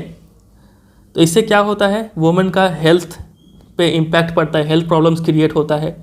और वुमेन, जब एक वुमेन बीमार पड़ती है तो परिवार पे पूरा इफेक्ट पड़ जाता है। होम का नेग्लिजेंस, चिल्ड्रन का नेग्लिजेंस, बच्चे पे ध्यान नहीं दे पाती है, ठीक है, क्योंकि माँ बिजी है इंक्रीज आवर्स ऑफ वर्क में, ठीक है। इससे काफ़ी ज़्यादा इम्पैक्ट पड़ता है सोशल लाइफ पे, ठीक है। चलिए, तो इतना बात आप ध्यान रखेंगे। इसके अलावा कुछ इनडायरेक्ट इम्पैक्ट भी है डिग्रेडेशन का, जैसे कि जब हम फॉरेस्ट को काटते हैं तो उसके बाद क्या देखने को मिलता है, ड्राउट, सूखापन आ जाता है या फिर फ्लड आ जाता है, ठीक है। अब ये ड्राउट और फ्लड के कारण भी जो पुअर है उसी को सबसे ज़्यादा नुकसान होता है। और डायरेक्ट इम्पैक्ट अगर बोले इन सब इन्वायरमेंटल डिग्रेडेशन का, वो यही है कि पॉवर्टी हमें देखने को मिलता है, हर जगह गरीबी छा जाएगा, ठीक है। तो देयरफॉर हम बोल सकते हैं कि फॉरेस्ट और वाइल्ड लाइफ जो है वो वाइटल है हमारे लाइफ का और इन्वायरमेंट के लिए, ठीक है। फिर आगे क्या लिखा हुआ है, it is imperative to adapt to sound forest and wild life conservation strategies. अब हमें क्या ज़रूरत है कि हम इस फॉरेस्ट और वाइल्ड लाइफ को क्या करें, कंजर्व करें, जो कि हमारा अगला टॉपिक होने वाला है। समझे कि नहीं समझे। अब यहाँ पे इसके ऊपर एक क्वेश्चन बनता है, आपको ये लाइन डायरेक्ट देंगे एग्जाम में, ठीक है, कि the deforestation of forest and wild life is not just a biological issue, इससे कल्चरल डाइवर्सिटी का भी लॉस होता है, इसको एक्सप्लेन कीजिए। तो आप कैसे एक्सप्लेन करेंगे, आपके आंसर में ये 2 वर्ड होना ही चाहिए। मार्जिनलाइज और इम्पोवरिज हो रहे हैं कौन लोग? वो इंडिजिनस और फॉरेस्ट डिपेंडेंट कम्युनिटी जो फॉरेस्ट से डायरेक्टली ये सब चीज़ ऑब्टेन करते हैं। और इनमें से भी सबसे ज़्यादा हार्म किसको पहुंच रहा है? वुमेन को पहुंच रहा है। कैसे पहुंच रहा है कि वुमेन का मेन रिस्पॉन्सिबिलिटी होता है ये सब चीज़ों को कलेक्ट करने का। जब रिसोर्सेज डिप्लीट होते हैं तो इनको काफ़ी ज़्यादा वर्क करना पड़ता है, ठीक है, हार्ड एंड बोरिंग वर्क के कारण ये जो वुमेन है उनको हेल्थ प्रॉब्लम होता है, जिसके कारण चिल्ड्रेन और होम नेग्लेक्ट होते हैं, ठीक है, और इससे काफ़ी ज़्यादा सीरियस सोशल इम्प्लीकेशन देखने को मिलता है, ठीक है। तो इतना बात आप लिख के इसको एक्सप्लेन कर देंगे, कर पाएंगे? चलिए अब आगे बढ़ने से पहले एक बार जल्दी से हम रिकैप कर लेते हैं कि अभी तक हमने क्या क्या चीज़ पढ़ लिया है, ठीक है। देखिए सबसे पहले हमने क्या देखा? हमने देखा बायोडाइवर्सिटी क्या होता है, इसका डेफिनेशन और इम्पोर्टेंस हमने देख लिया, ठीक है। उसके बाद हमने देखा इंडिया में फ्लोरा फाउना का क्या कंडीशन है, ठीक है, कौन कौन एक्सटिंक्ट हो रहा है। उसके बाद जो सबसे मेन चीज़ है, यहाँ पे छोटा सा एक डेटा हमने देखा था। उसके बाद जो सबसे मेन चीज़ है, जो एग्जिस्टिंग प्लांट और एनिमल है उसको किस किस कैटेगरी में डिवाइड किया गया है, इसका क्लासिफिकेशन डायरेक्ट आता है आपके एग्जाम में। तो ये 6 कैटेगरी को आप अच्छे से प्रिपेयर कर लेंगे, ठीक है, एग्जाम्पल्स के साथ। फिर उसके बाद हमने देखा एशियाटिक चीता का स्पेशल केस। फिर ये सबसे मेन टॉपिक तो यही है कि क्या क्या नेगेटिव फैक्टर्स है जिसके कारण फ्लोरा फाउना डिप्लीट हो रहा है। बहुत सारा नेगेटिव फैक्टर हमने देखा। फिर हमने यहाँ पे कॉलोनियल फॉरेस्ट में एक टॉपिक देखा एनरिचमेंट प्लांटेशन, इसका डेफिनेशन पूछते हैं आपसे एग्जाम में, ठीक है। तो ये हमने तैयार किया। नेगेटिव फैक्टर्स हम बहुत बार रिपीट कर चुके हैं, वो देखा हमने। फिर यहाँ पे लार्ज स्केल डेवलपमेंटल प्रोजेक्ट के ऊपर एक क्वेश्चन बनता है, आपसे बोल सकते हैं एग्जाम में कि explain with the help of examples how large scale development and mining activity causes depletion of flora and fauna. तो आपको पूरा यहाँ से लेके यहाँ तक एक्सप्लेन कर देना है, ठीक है। चलिए फिर आगे हमने देखा कि कैसे यहाँ पे एक इशू है कि बहुत सारे फॉरेस्ट और इन्वायरमेंटलिस्ट इसको बोलते हैं कि इसके कारण फॉरेस्ट का डिप्लीशन हो रहा है, लेकिन इस पर हमने एक फैक्ट भी देखा कि ज़्यादातर जो फ्यूल वुड कलेक्शन है वो लूपिंग के द्वारा होता है, ना कि पूरा पेड़ काट के होता है। तो ये इसको हम कैसे बोल सकते हैं कि पूरा जो फॉरेस्ट का जो डिप्लीशन है उसका मेन कॉज ये है, ठीक है। तो इसके ऊपर छोटा सा कंट्रोवर्सी है। उसके बाद हमने देखा कि फॉरेस्ट का क्या इंपॉर्टेंस, एक छोटा सा पॉइंट यहाँ पे मेंशन किया हुआ था। फिर हिमालयन यू, ये एक मेडिसिनल प्लांट है, इसके बारे में हमने देखा, टैक्सोल यहाँ से ऑब्टेन होता है। फिर उसके बाद यहाँ पे बहुत सारा फैक्टर देखा जिसके कारण इंडिया का बायोडाइवर्सिटी को लॉस हो रहा है। फिर ओवर पॉपुलेशन कैसे एक फैक्टर है वो हमने देखा। जो रिच लोग हैं वो कैसे इन्वायरमेंट को ज़्यादा डैमेज कर रहे हैं और कम रिस्पॉन्सिबिलिटी शेयर कर रहे हैं, वो केस हमने यहाँ पे देखा। फिर उसके बाद जो सबसे मेन टॉपिक है वो यहाँ पे है कि फॉरेस्ट का डिस्ट्रक्शन और वाइल्ड लाइफ का डिस्ट्रक्शन से सिर्फ बायोलॉजिकल इशू नहीं है, इससे कल्चरल डाइवर्सिटी का भी लॉस हो रहा है, वो चीज़ हमने देखा। इसके ऊपर क्वेश्चन बहुत इंपॉर्टेंट, बहुत बार आता है आपके एग्जाम में, ठीक है। इसको आप तैयार करेंगे। और एक बार फिर से आपको याद दिला दें, इस चैप्टर का जो भी इंपॉर्टेंट क्वेश्चन आंसर्स है अगर आपको एक जगह पे चाहिए तो मेरे वेबसाइट www.cbscguidanceweb.com पे आप जाके देख सकते हैं, हम लिंक डिस्क्रिप्शन में दिए हुए हैं, ठीक है। चलिए फिर एक क्वेश्चन आप एक एक्सरसाइज में एक बहुत अच्छा क्वेश्चन दिया है आपके लिए, ये देखिए। इस क्वेश्चन को आप ट्राई कीजिए। MCQ नंबर 1 लिखा है कि which of this statements is not a valid reason for the depletion of flora and fauna. कौन सा वैलिड रीज़न नहीं है? पहला है एग्रीकल्चरल एक्सपेंशन, तो इसके कारण फॉरेस्ट का डिप्लीशन तो होता है, ये सही रीज़न है। लार्ज स्केल डेवलपमेंटल प्रोजेक्ट, इसके कारण भी फॉरेस्ट का डिप्लीशन होता है। Grazing and fuel wood collection, इसके ऊपर कंट्रोवर्सी है, ठीक है, तो ये एक वैलिड रीज़न नहीं है, तो ये इसका आंसर हो जाएगा option number C. Rapid industrialization और अर्बनाइजेशन, ये तो हो ही रहा है, इसके कारण डिप्लीशन होता ही है, ठीक है। चलिए अब अगले टॉपिक पे मूव करने से पहले एक छोटा सा ब्रेक ले लेते हैं, ब्रेक के बाद हम आगे कंटिन्यू करेंगे, ठीक है।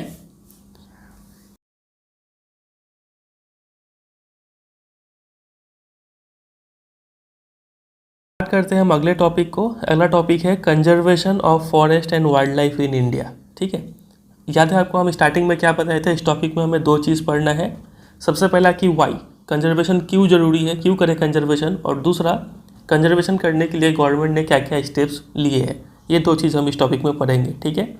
देखिए आज के टाइम पे हमें पता है कि जो वाइल्ड लाइफ पॉपुलेशन है, एनिमल्स हो गए और फॉरेस्ट, इन दोनों का काफ़ी रैपिड डिक्लाइन हो रहा है, ठीक है, जिस वजह से कंजर्वेशन करना क्या हो गया है, इसेंशियल हो गया है, ठीक है। ये तो एक रीज़न है ही, इसके साथ साथ और भी रीज़न है। देखिए एक क्वेश्चन यहाँ पर अराइज किया गया है कि why do we need to conserve our forest and wild life.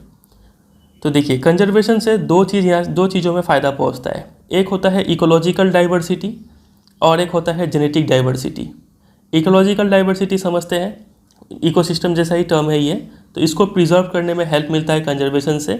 और दूसरा होता है जेनेटिक डाइवर्सिटी, जितने भी अलग अलग टाइप के ऑर्गेनिजम्स है, ये बायोडाइवर्सिटी जैसा ही टर्म हो गया, इसको भी प्रिजर्व करने में हेल्प मिलता है। ठीक है, देखिए एक बार पढ़ के देखते हैं। लिखा है कि conservation preserve ecological diversity and our life support system, जैसे कि वाटर, एयर, सॉइल।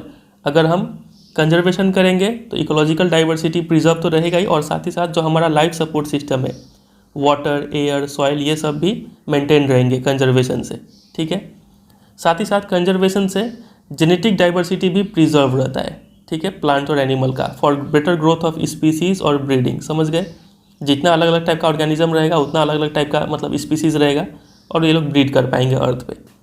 तो वही बात यहाँ पे लिखा है। तो ये दो चीज़ आप याद कर लेंगे कि कंजर्वेशन दो चीज़ों को प्रिजर्व करता है। ठीक है, एक है इकोलॉजिकल डाइवर्सिटी और दूसरा है जेनेटिक डाइवर्सिटी। समझे कि नहीं? इसको एक एग्जांपल से समझिए। देखिए लिखा है कि एग्रीकल्चर में आज के डेट में भी हम किस पे डिपेंडेंट है? ट्रेडिशनल क्रॉप वेराइटीज़ पे डिपेंडेंट है। मतलब अगर हम इन्हें कंजर्व नहीं करेंगे तो ये जो डाइवर्सिटी है ये यहाँ पे ख़त्म हो जाएगा। ठीक है, फिर फिशरीज़ भी क्या है? हेविली डिपेंडेंट है on the maintenance of aquatic biodiversity. अगर ये एक्वेटिक बायोडाइवर्सिटी मेंटेन रहेगा तभी हम फिशरीज़ का मज़ा ले पाएंगे। तो इसको मेंटेन रखने के लिए क्या करना पड़ेगा? हमें कंजर्वेशन करना पड़ेगा। बात अगर ही समझे कि नहीं? तो एक सवाल का जवाब आपको मिल गया कि कंजर्वेशन करना क्यों ज़रूरी है। समझे, दो चीज़ों को ये प्रिजर्व करता है, इकोलॉजिकल डाइवर्सिटी, जेनेटिक डाइवर्सिटी, और इसको आप एक एग्जांपल से समझा देंगे। ठीक है, दो एग्जांपल से। एक एग्जांपल ये है एग्रीकल्चर वाला, दूसरा एग्जांपल ये है फिशरीज़ वाला। इतना क्लियर है? चलिए फिर आगे मूव करते हैं। अब देखते हैं गवर्नमेंट ने क्या क्या किया। तो यही सबको देखते हुए इंडियन गवर्नमेंट ने एक एक्ट इम्प्लीमेंट किया जिसको बोलते हैं the Indian wild life protection act. इसको इम्प्लीमेंट किया कब? 1972 में। वेरी इंपॉर्टेंट, ये ईयर भी आप याद रखेंगे, एग्जाम में पूछा जाता है कि ये एक्ट कब इम्प्लीमेंट हुआ था।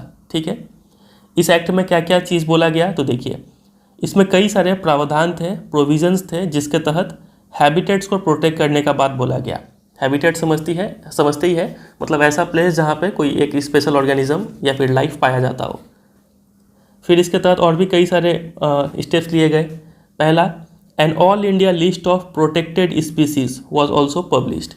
जो भी प्रोटेक्टेड स्पीसीज है उसका एक लिस्ट पब्लिश किया गया, पहला काम। इसका जो मेन एम यानी जो थ्रस्ट था वो क्या था? Was towards protecting the remaining population of certain endangered species by banning hunting, giving legal protection to their habitat and restricting trade in wild life. जो भी बचा हुआ पॉपुलेशन है इंडेंजर्ड स्पीसीज का, ठीक है, उसको प्रोटेक्ट करना था इसका मेन एम। ठीक है, प्रोटेक्ट कैसे करेंगे? तो सबसे पहला यहाँ पे हंटिंग बैन कर दिया गया। ठीक है, इन सब स्पीसीज़ का, इंडेंजर्ड स्पीसीज़ का। ठीक है, दूसरा उनका हैबिटेट को लीगल प्रोटेक्शन दिया गया। ठीक है, कि कोई जंगल का कटाई नहीं करेगा, कोई वहाँ पे घर नहीं बनाएगा। ठीक है, उसके अलावा restricting trade in wild life, कोई एनिमल्स का ट्रेड नहीं करेगा। मतलब एनिमल्स को किल करके उनका स्किन से कोई प्रोडक्ट बनाया जाता है या फिर बोन से कोई मेडिसिन बनाया जाता है, तो इन सब के लिए ट्रेड करना को रेस्ट्रिक्ट कर दिया गया, मतलब कम कर दिया गया। ठीक है, और देखिए क्या क्या किया गया। तो subsequently central and many state government establish national park और वाइल्ड लाइफ सेंचुरीज। तो बहुत सारे नेशनल पार्क और wild life century central government ने भी और कई सारे स्टेट गवर्नमेंट ने भी ये सब इस्टेब्लिश किए। ठीक है, the central government also announce several projects for protecting specific animals which were Gravely threatened. कई सारे ऐसे एनिमल्स थे जो जिन पे काफ़ी सीरियस खतरा मंडरा रहा था, तो उनको प्रोटेक्ट करने के लिए कई सारे प्रोजेक्ट्स अनाउंस किए। कौन से एनिमल्स हैं जिन पे बहुत ज़्यादा खतरा मंडरा रहा था? सबसे पहला है द टाइगर। इसके लिए टाइगर को बचाने के लिए एक प्रोजेक्ट है जिसको बोलते हैं प्रोजेक्ट टाइगर। इसको लॉन्च किया गया, अभी स्टडी करेंगे थोड़ी देर में। टाइगर है, फिर वन हॉर्न्ड राइनोसोरस है, द कश्मीर स्टैग है, हैंगूल। 3 टाइप्स ऑफ क्रोकोडाइल, एक हो गया फ्रेश वाटर क्रोकोडाइल, दूसरा हो गया सॉल्ट वाटर क्रोकोडाइल और तीसरा हो गया घड़ियाल। तो इन क्रोकोडाइल को मतलब इनके ऊपर काफ़ी ग्रेव थ्रेटन्ड, ये लोग काफ़ी इनके ऊपर काफ़ी खतरा मंडरा रहा है। एशियाटिक लायन हो गया और अदर्स। ठीक है, और मोस्ट रिसेंटली जो इंडियन एलिफेंट हो गया, black buck, the great Indian bustard, snow leopard, इनको भी फुल या फिर पार्शियल लीगल प्रोटेक्शन दिया गया है against hunting and trade through out India. बोला गया है कि इन सब एनिमल्स का कोई हंटिंग नहीं करेगा, कोई ट्रेड भी नहीं करेगा, ठीक है, या फिर करेगा भी तो मतलब थोड़ा सा पार्शियल। तो कोई कोई एनिमल्स को फुल प्रोटेक्शन, किसी किसी को पार्शियल प्रोटेक्शन दिया गया है, ठीक है। तो ये सब कुछ प्रोविजंस हैं Indian wild life protection act के, समझे कि नहीं। इसके ऊपर क्वेश्चन बनता है, दो टाइप का क्वेश्चन बनेगा। एक तो आपसे क्वेश्चन पूछेंगे कि describe the steps taken by the government to protect the species from becoming extinct.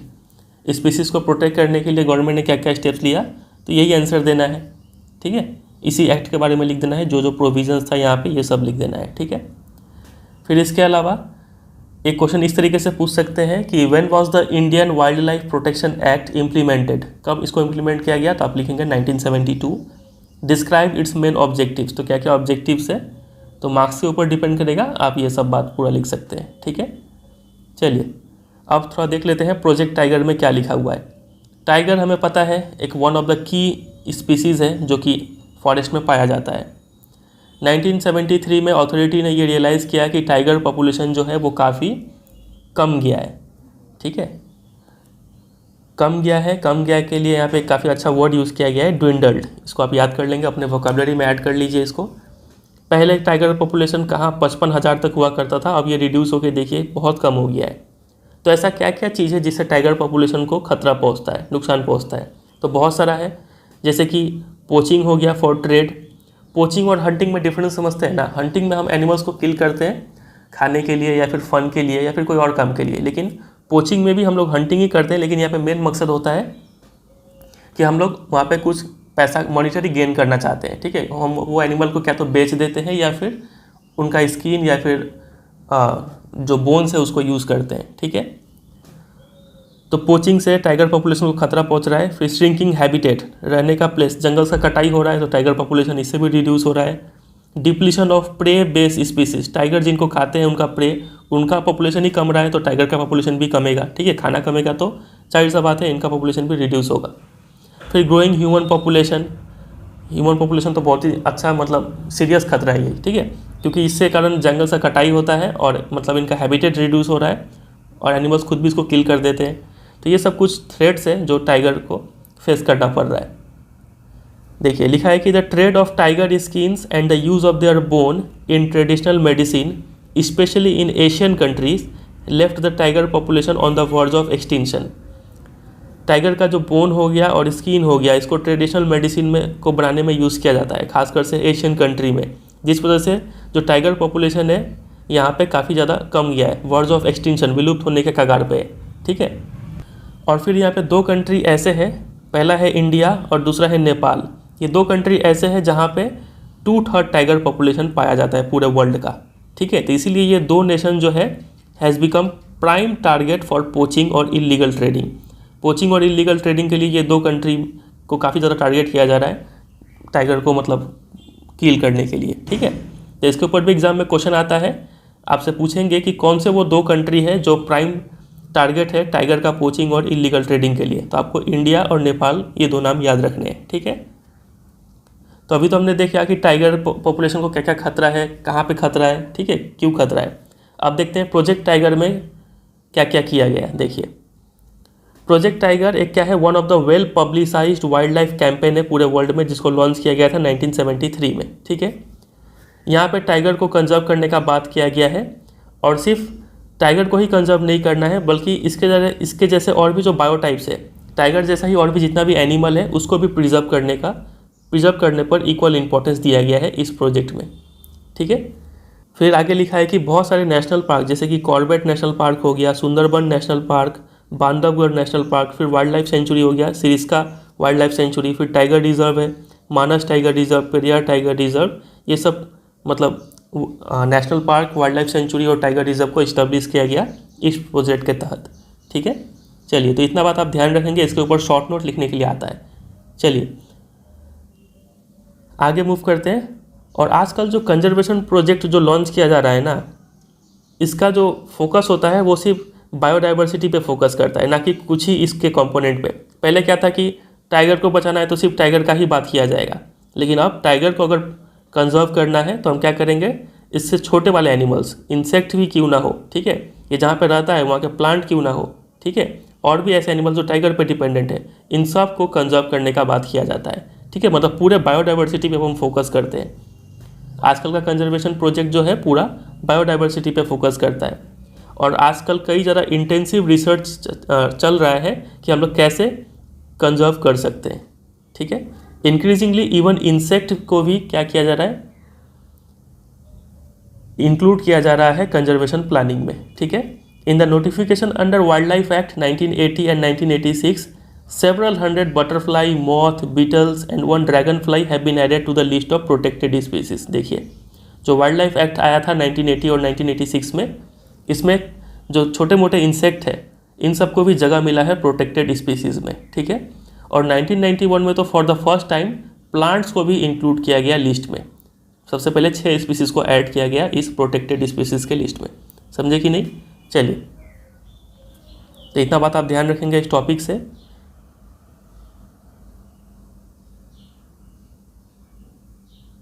तो वो यहाँ पे जो एक लिस्ट का जिक्र किया गया था कि all India list of protected species, इसी लिस्ट में इंसेक्ट भी ऐड किया जा रहा है और 1991 में for the first time plant भी ऐड किया गया, ठीक है।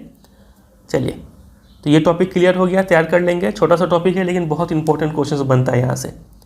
आगे मूव कर जाते हैं हम लोग का अगला टॉपिक, जो कि है types and distribution of forest and wild life. देखिए इसमें क्या लिखा हुआ है। तो देखिए, हम आपको स्टार्टिंग में ही बताए थे कि हम इस टॉपिक में क्या पढ़ेंगे, टाइप्स, कितने टाइप के फॉरेस्ट रिसोर्सेज है इंडिया में वो हम देखेंगे यहाँ पे, और डिस्ट्रीब्यूशन यानी किन किन स्टेट्स में कौन सा टाइप का फॉरेस्ट पाया जाता है वो चीज़ हम देखेंगे, ठीक है। यही 2 चीज़ हमें इस टॉपिक में स्टडी करना है। तो देखिए, इंडिया में ज़्यादातर जो फॉरेस्ट और वाइल्ड लाइफ रिसोर्स है ना, उसको गवर्नमेंट क्या तो ओन करती है या फिर मैनेज करती है अलग अलग डिपार्टमेंट के तहत, ठीक है। फॉरेस्ट डिपार्टमेंट है और भी कई सारे जो गवर्नमेंट डिपार्टमेंट है वो इन सब रिसोर्सेज को ओन और मैनेज करती है, समझे। तो इंडिया में जितने भी फॉरेस्ट है उनको इन 3 कैटेगरीज में डिवाइड किया है। देखिए, जो फॉरेस्ट रिसोर्सेज है उसको क्लासीफाई किया गया है अंडर द फॉलोइंग कैटेगरी। सबसे पहला है रिजर्व फॉरेस्ट, दूसरा है प्रोटेक्टेड फॉरेस्ट, और तीसरा नेक्स्ट पेज में दिया हुआ है अनक्लास्ड फॉरेस्ट, ठीक है। चलिए सबका देखते हैं क्या इनके बारे में लिखा हुआ है। इंडिया में जितना भी टोटल फॉरेस्ट लैंड है, उस टोटल फॉरेस्ट लैंड का आधा से ज़्यादा पार्ट जो है उसको रिजर्व फॉरेस्ट डिक्लेयर किया गया है, समझे। ये पहला बात आप इसका याद रखेंगे। दूसरा, कंजर्वेशन के नज़रिए से अगर हम देखें, अगर हम फॉरेस्ट और वाइल्ड लाइफ रिसोर्सेज को कंजर्व करना चाहते हैं तो कंजर्वेशन के नज़रिए से ये रिजर्व फॉरेस्ट सबसे ज़्यादा इंपॉर्टेंट है, ठीक है, क्योंकि यहाँ पे बहुत रिच रिसोर्सेज पाया जाता है, समझे। दूसरा, तो इस रिजर्व फॉरेस्ट से रिलेटेड आप यही 2 पॉइंट याद रखेंगे कि more than half population, half जो फॉरेस्ट लैंड है वो रिजर्व फॉरेस्ट है, और दूसरा कंजर्वेशन के नज़रिए से ये मोस्ट वैल्यूएबल है, ठीक है। चलिए आ जाते हैं प्रोटेक्टेड फॉरेस्ट पे। तो टोटल फॉरेस्ट एरिया का लगभग 1/3 यानी अप्रॉक्स 33% जो फॉरेस्ट है उसको फॉरेस्ट डिपार्टमेंट ने प्रोटेक्टेड फॉरेस्ट डिक्लेयर करके रखा हुआ है, ठीक है। ये पहला बात आप याद रखेंगे। दूसरा, this forest land are protected from any other depletion, यहाँ पे और इसको डिप्लीट नहीं होने दिया जाएगा, ठीक है। इतना बात आप इससे प्रिपेयर कर लेंगे। आ जाइए तीसरे पे, जो कि था अनक्लास्ड फॉरेस्ट। इस कैटेगरी में वो सब अदर फॉरेस्ट और वेस्टलैंड आते हैं जो कि गवर्नमेंट या फिर प्राइवेट इंडिविजुअल्स और कम्युनिटीज़ इसको ओन करके रखे हुए होते हैं, ठीक है। ऐसे फॉरेस्ट अनक्लास्ड फॉरेस्ट में आते हैं, इसमें वेस्टलैंड भी आते हैं। चलिए, तो इतना ही छोटा बात आपको प्रिपेयर कर लेना है इस टॉपिक से। आपको लगेगा ये इंपॉर्टेंट नहीं है, लेकिन बहुत बार इससे क्वेश्चन पूछा जा चुका है। आपको एग्जाम में डायरेक्ट क्वेश्चन दिया जाएगा, आपसे बोलेंगे कि classify the types of forest found in India and explain them. Classify भी कीजिए और एक्सप्लेन भी कीजिए।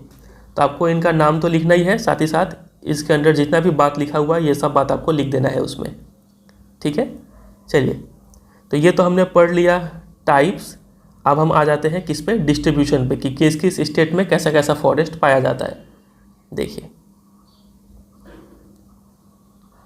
डिस्ट्रीब्यूशन पे आने से पहले एक छोटा सा पॉइंट और भी है कि ये जो 2 कैटेगरी है, एक है रिजर्व फॉरेस्ट का और एक है प्रोटेक्टेड फॉरेस्ट का, इन दोनों को हम लोग परमानेंट फॉरेस्ट भी बोलते हैं। ये बात इंपॉर्टेंट है, याद कर लीजिएगा, ठीक है। इन सब फॉरेस्ट से टिम्बर ऑब्टेन किया जाता है और भी जो फॉरेस्ट प्रोडक्ट है उसको ऑब्टेन किया जाता है। और देखिए, और प्रोटेक्टिव रीजन से भी इनको मतलब इम्पोर्टेंट माना जाता है। मध्य प्रदेश एक ऐसा स्टेट है जहाँ पे लार्जेस्ट एरिया है परमानेंट फॉरेस्ट का, मतलब मध्य प्रदेश में सबसे ज़्यादा रिजर्व्ड और प्रोटेक्टेड फॉरेस्ट पाया जाता है, क्योंकि इन दोनों को ही तो परमानेंट फॉरेस्ट कहते हैं। ठीक है, इसके ऊपर डायरेक्ट क्वेश्चन बनता है, आपसे बोलेंगे कि which state has the largest area under permanent forest, तो आपको लिख देना है आंसर मध्य प्रदेश, बहुत इंपॉर्टेंट। ठीक है, देखिए अब बात करते हैं डिस्ट्रीब्यूशन के ऊपर कि किस किस स्टेट में कैसा कैसा फॉरेस्ट पाया जाता है। तो जम्मू कश्मीर हो गया, आंध्र प्रदेश, उत्तराखंड, केरला, तमिलनाडु, वेस्ट बंगाल, महाराष्ट्र, यहाँ पे ज़्यादातर एरिया में रिजर्व फॉरेस्ट पाया जाता है। ठीक है, फिर अगला है कैटेगरी बिहार का, हरियाणा, पंजाब, हिमाचल प्रदेश, उड़ीसा, राजस्थान, यहाँ पे ज़्यादातर एरिया जो है वहाँ पे प्रोटेक्टेड फॉरेस्ट पाया जाता है। ठीक है, और तीसरा कैटेगरी है north eastern states, parts of Gujarat, यहाँ पे ज़्यादातर जो फॉरेस्ट है वो अनक्लास्ड फॉरेस्ट की कैटेगरी में आते हैं, जिसको लोकल कम्युनिटी मैनेज करते हैं। समझे? तो ये कुछ डिस्ट्रीब्यूशन के ऊपर बात है, आप इसको ध्यान रखिएगा। चलिए, तो इसी के साथ ये टॉपिक भी एंड हो गया। अब आ जाते हैं आखिरी टॉपिक पे इस चैप्टर का, जो कि है कम्युनिटी एंड कंजर्वेशन। ये भी बहुत इंपॉर्टेंट टॉपिक है।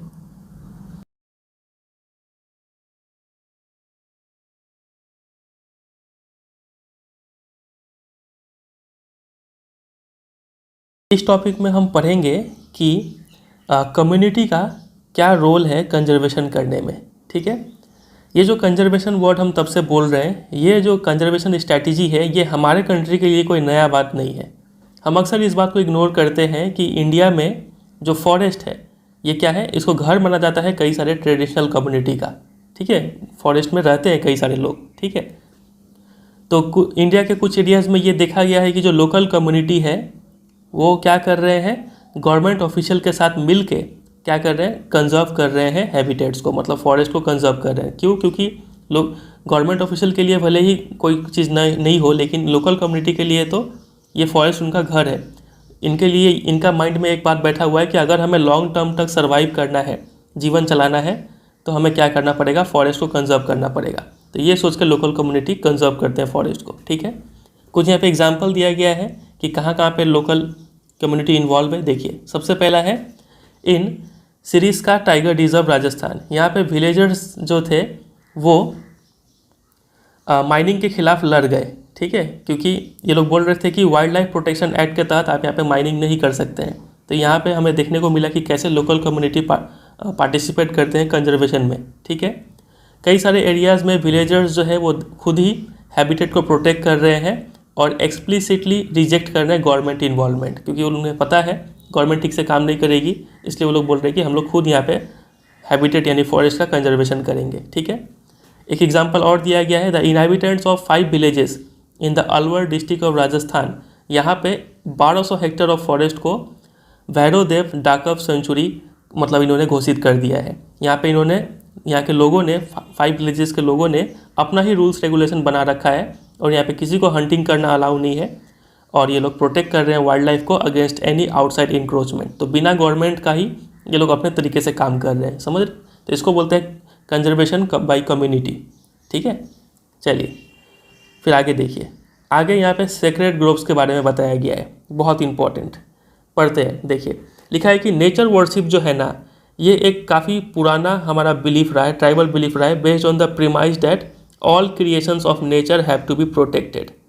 ठीक है, हमारा ये सोच रहा है कि सभी जो जीव है उनको क्या करना है, प्रोटेक्ट करना है। इसीलिए हम लोग क्या करते हैं, नेचर को वर्शिप करते हैं। ठीक है, इंडिया में ऐसा थॉट चलता है और ऐसे ही बिलीफ के कारण कई सारे जो फॉरेस्ट है उनको प्रिजर्व किया जा चुका है उनके वर्जिन फॉर्म में, मतलब ये फॉरेस्ट काफ़ी प्योर है, इनको कोई टच या फिर कोई हार्म नहीं किया है। ठीक है, तो ऐसे फॉरेस्ट को बोला जा रहा है sacred groves, the forest of God and goddesses. मतलब लोग यहाँ पे ये मान के चलते हैं कि जंगल में कौन रहते हैं, देवी देवताएं रहते हैं। ठीक है, इसलिए ये फॉरेस्ट को एकदम ही टच नहीं किया जाता है, इसको वर्जिन छोड़ दिया जाता है। ठीक है, और प्रिस्टीन यानी प्योर फॉर्म में रहने दिया जाता है, क्योंकि लोग क्या मानते हैं कि इस सब फॉरेस्ट में भगवान रहते हैं। ठीक है, फिर आगे देखिए, दीज मतलब ये जो सेक्रेड ग्रोव्स है, यहाँ पे पैचेस ऑफ फॉरेस्ट और parts of large forest have been left untouched, इनको कोई टच नहीं करता है, कोई जाता नहीं है by the local people, and any interference with them is band,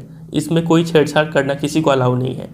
ठीक है, तो एग्ज़ाम में आपसे क्वेश्चन पूछते हैं कि सेक्रेड ग्रोव्स का आप डिफाइन कीजिए कि सेक्रेड ग्रोव्स क्या होता है। बहुत बार आ चुका है ये क्वेश्चन, तो इसका सिंप्लीफाइड फॉर्म आप ये तैयार कर लेंगे कि सेक्रेड ग्रोव्स क्या है। एक टाइप का नेचर वर्शिप करने का तरीका है जो कि tribal people of India practice करते हैं। ठीक है, ट्राइब्स जो है वो कंसिडर करते हैं फॉरेस्ट को एज गॉड्स एंड गॉडेसेस। ठीक है, इसलिए वो इन्हें प्रिजर्व करते हैं इन देयर प्रिस्टीन यानी प्योर फॉर्म।